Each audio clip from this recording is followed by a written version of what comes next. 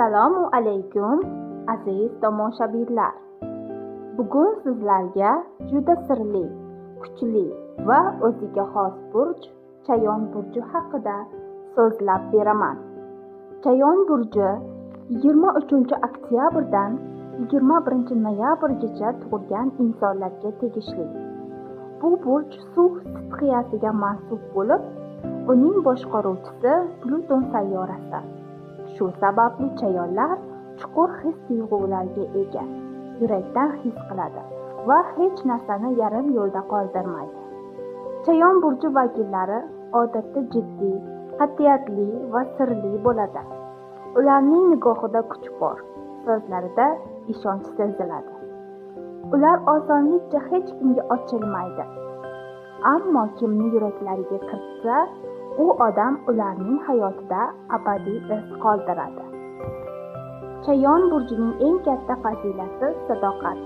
Ular sevsa chin yurakdan sevadi. Do'stlikda esa sodiq va himoyachi. Ammo ular xafa qilish, ayniqsa aldagan odam uchun bu katta xato. Chunki chayonlar xiyonatni hech qachon unutmaydi. Ularning fe'lida kuchli rashk va e'tibor istagi ham bor.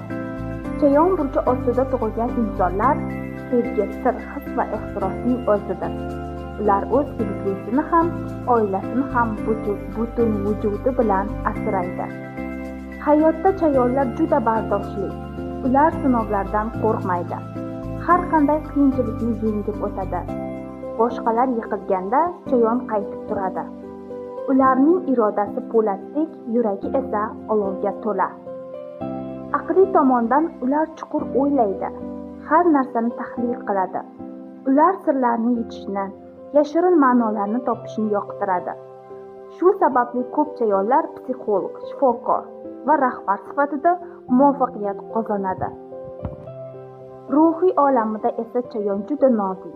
Tashqaridan sovuqqon ko'rinsa ham, aslida yuragi juda sezgir. U mehrni his qilsa, butunlay o'zgaradi. Yana o'sha samimiy, mehrli inson bo'lib qoladi. Agar siz chayon burchida tug'ilgan bo'lsangiz, biling, sizda kuch, jasorat va chuqur sevgi yashaydi.